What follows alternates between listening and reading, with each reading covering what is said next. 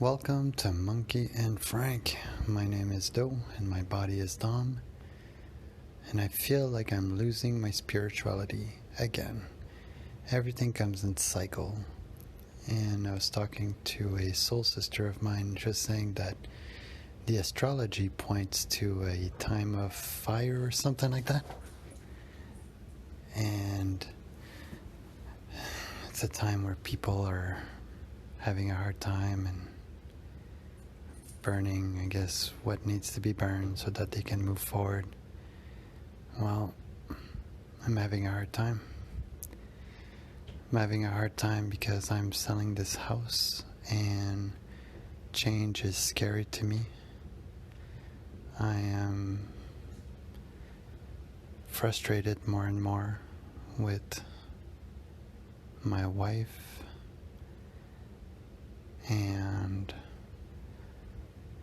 it's weird. It's like I want to be good. I want to do the right thing and say the truth and tell what's going on with my ego and really to be there for my ego and to be there for my soul. But I feel oppressed.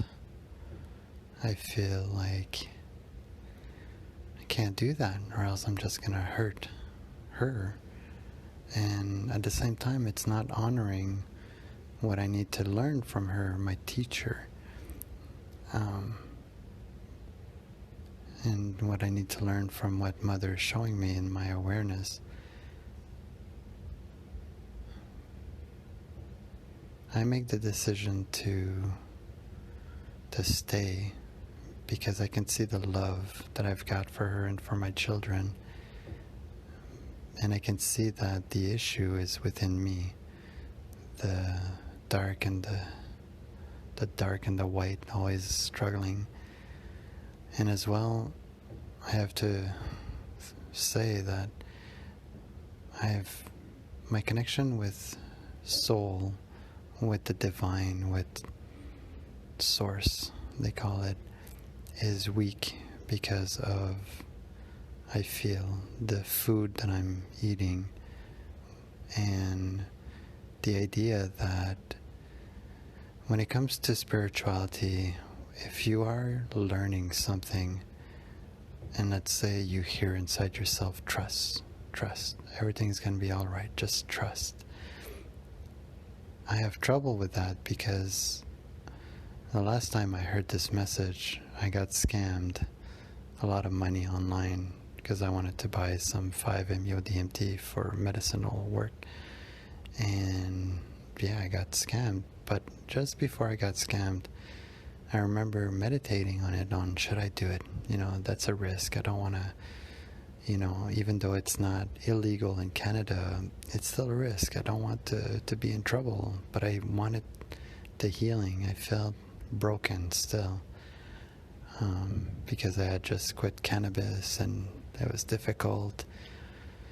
And in my soul, I heard trust. Everything's going to be all right. Yes, go ahead, order it, trust. It's going to be great.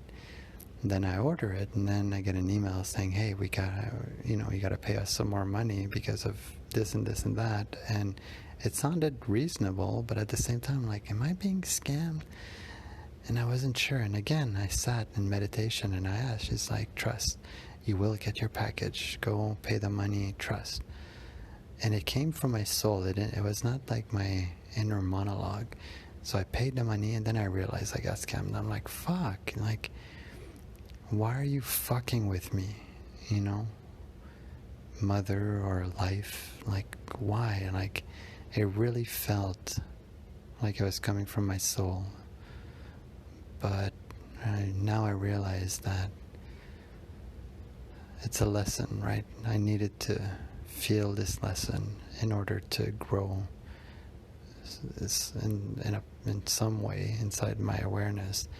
And I've been learning more and more that sometimes the lessons are not going to come in the way that you want or that you enjoy. You have to trust the process and trust that everything is gonna not be all right, but everything has a purpose, and that the suffering that you suffer, if you surrender to it and really open up your heart as if you're opening up a flower, then you'll get the lessons. And that's one that I keep forgetting, because to stand still and to just not move and to breathe and allowing all the feelings of fear, frustration, shame to come in and bloom inside your heart is uncomfortable. I was listening to the podcast 43 or whatever on YouTube on how I explain on how it feels so good to open up your heart and to pain and death, and and to feel those feelings. But it's a different story when you're doing it with fucking shame and fear and frustration and anger. Because when those feelings bloom, well, it's because I'm not allowing them to bloom, first of all. I'm like looking at them with my guerrilla warrior and I'm saying, fuck you. I don't want to see you. I don't want to be there with you. Why is this happening to me? I'm fucking here and now all the time. I'm talking to you, Mother, all the time, and you're fucking with me. And that's the point. And then a couple of days ago, I had this shamanic dream, and it reminded me of Hanuman. Hanuman the monkey. Hanuman is...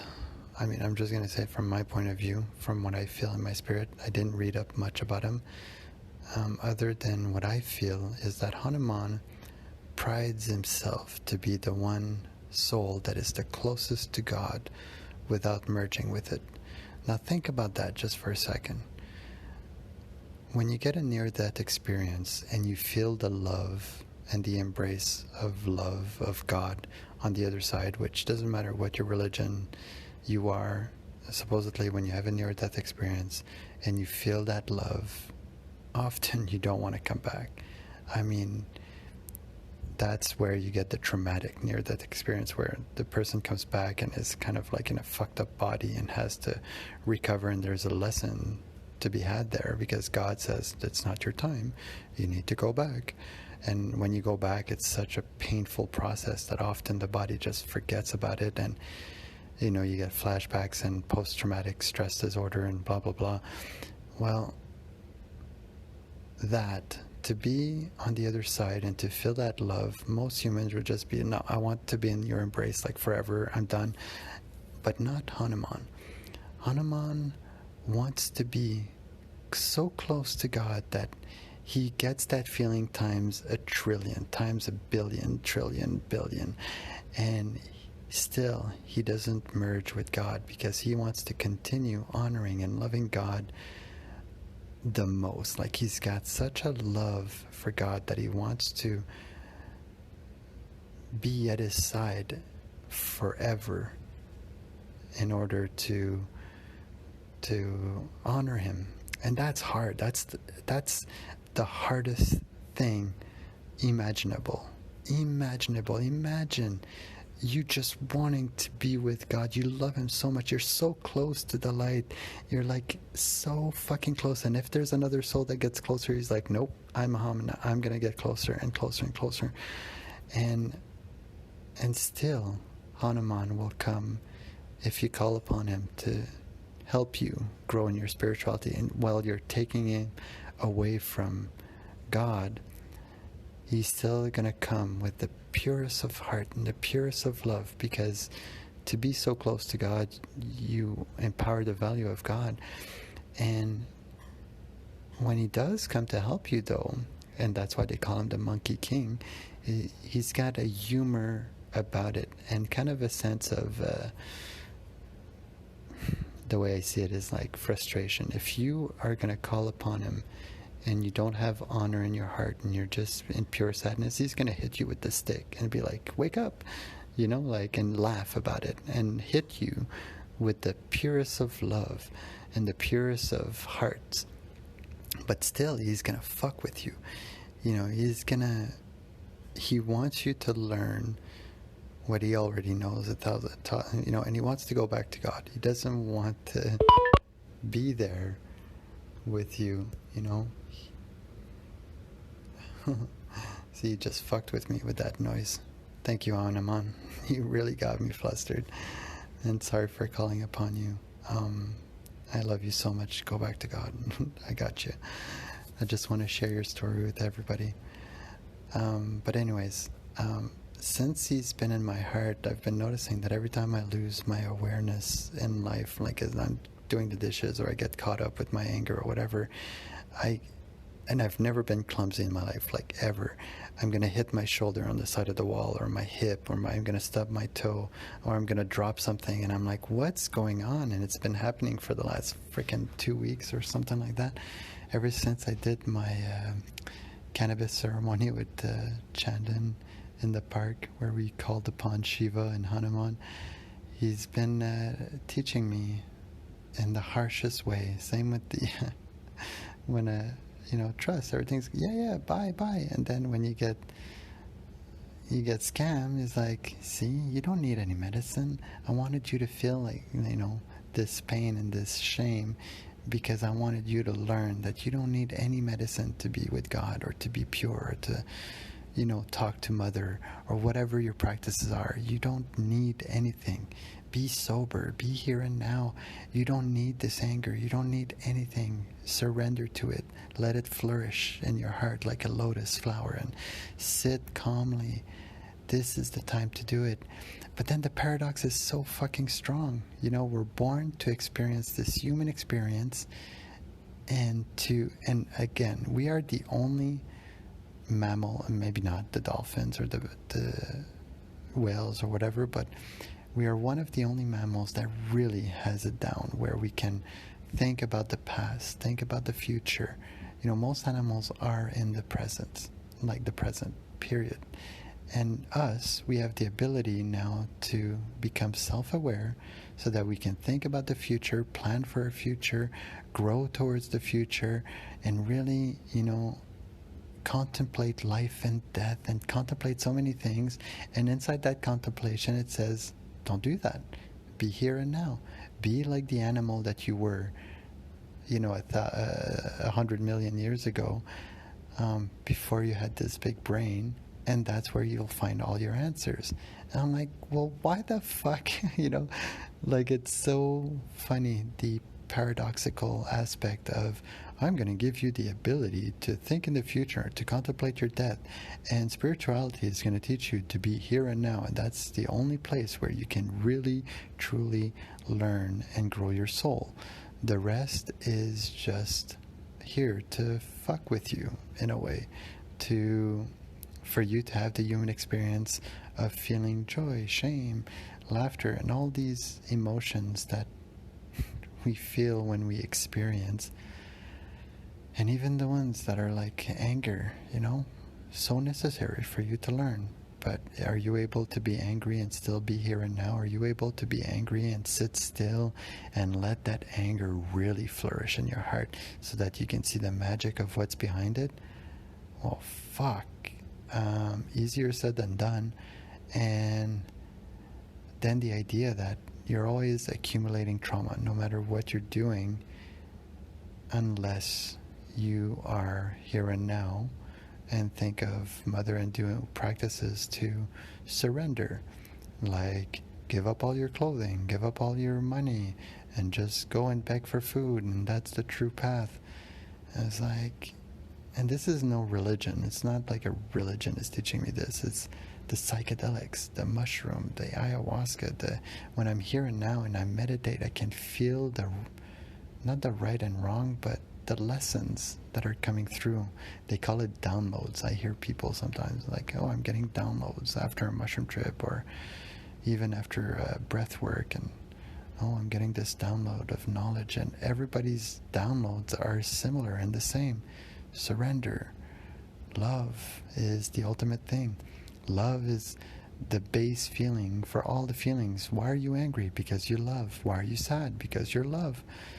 Why are you feeling shame? Because of love. Love is the ultimate feeling that is causing all the other feelings to be. And yeah.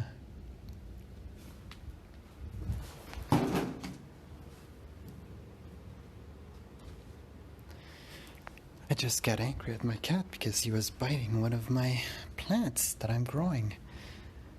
Oh, sometimes cats are like the most beautiful things and the most angering thing.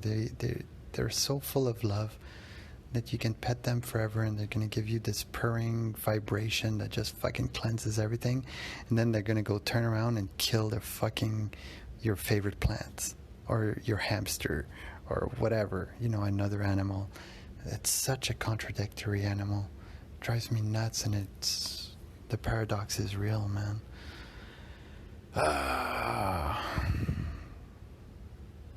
So yeah, Hanuman has been teaching me.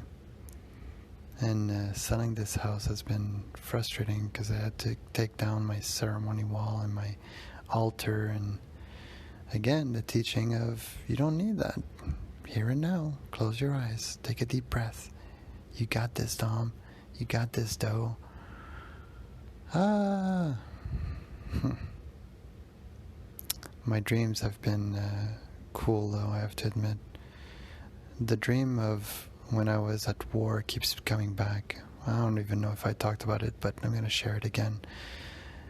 So it started where I knew that it was wartime, and I was kind of hiding in this barn thing, and these German, because of World War II, I'm guessing, and World War I, these little German teenagers were coming to play around the barn, but if they would have catch me, if they would know that I was there, they would have sounded the alarm and screamed.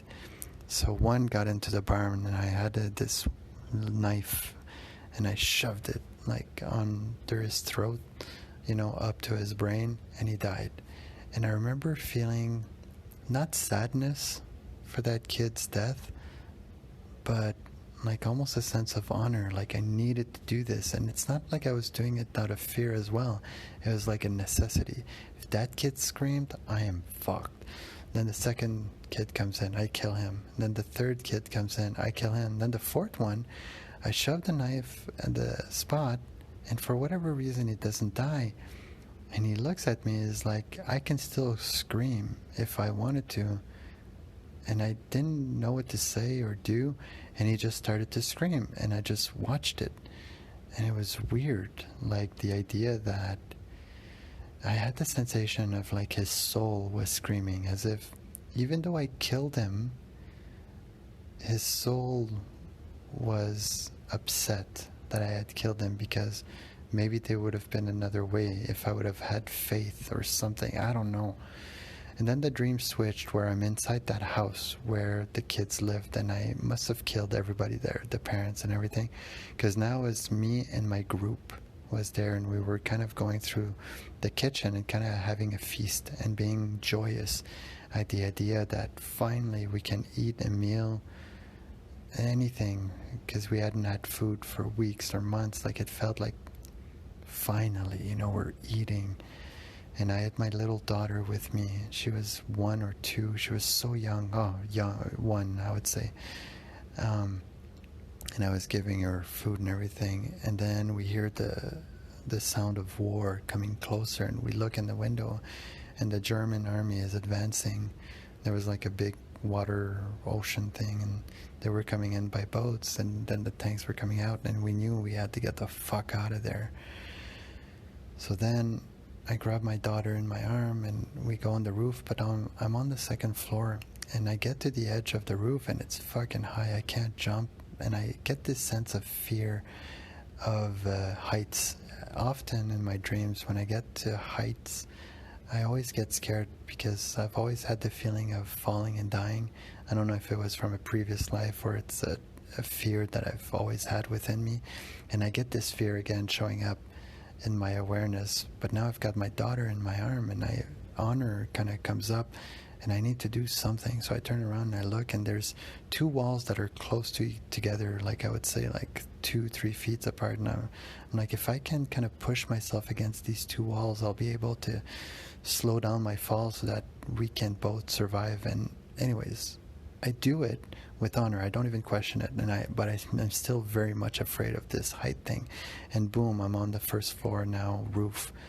and I look around and I can jump on a shed and go down, and my group is kind of like spreading, like they're one of them is running this way, that way, or whatever, and I still have my daughter in my hand, and I start running as well, and I get to a small village that was near the farm, and I get inside one house, and there's a little cupboard where I can just go and hide. That's the only thing I can do, is hide at this point.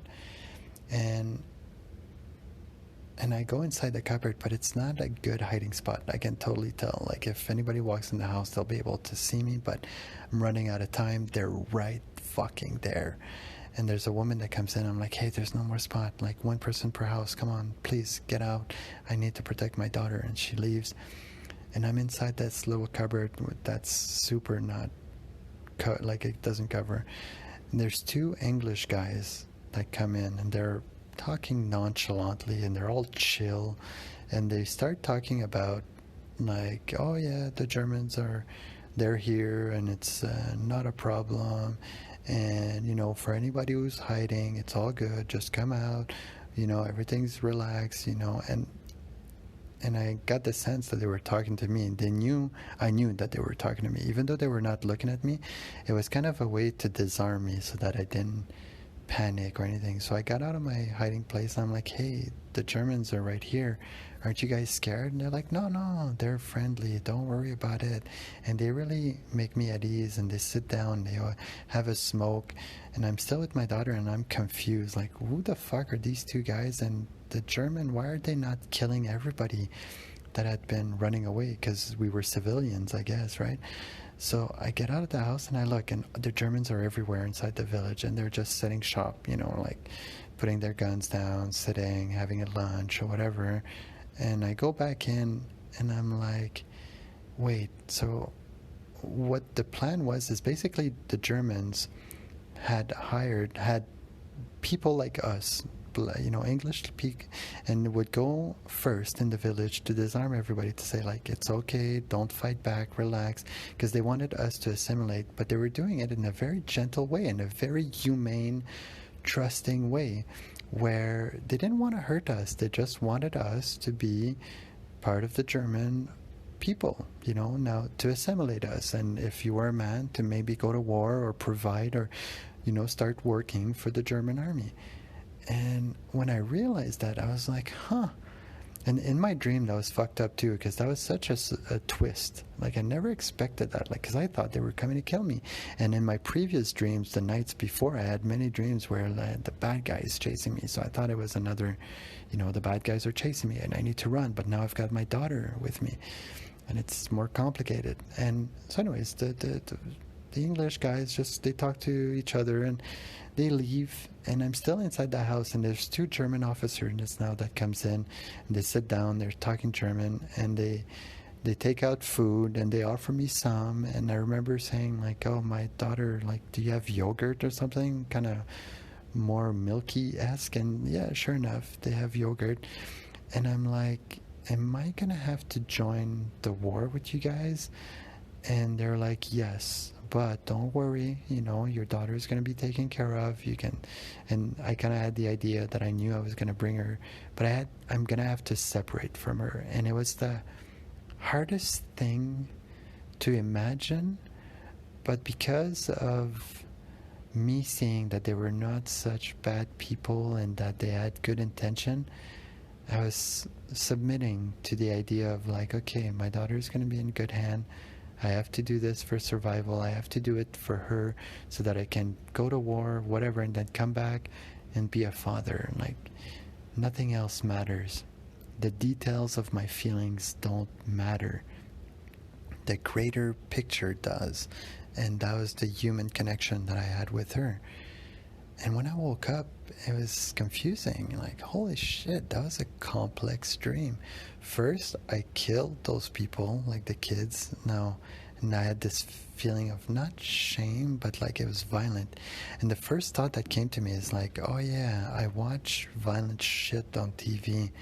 And I've been realizing that my dreams are often a reflection of my daily life, right? If I watch something that's really violent, then I'm going to have violent dreams. If I will listen to podcasts or meditate, then my dreams are going to be more into a meditative state, or maybe you know, whatever.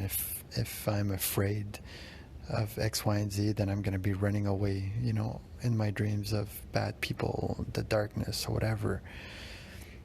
And so first I thought like, oh, my violent tendency in my dream was because I'm watching violent TV, and I knew right away like, oh, it's something that I should do less. It's not good for my soul to see such violence at all time.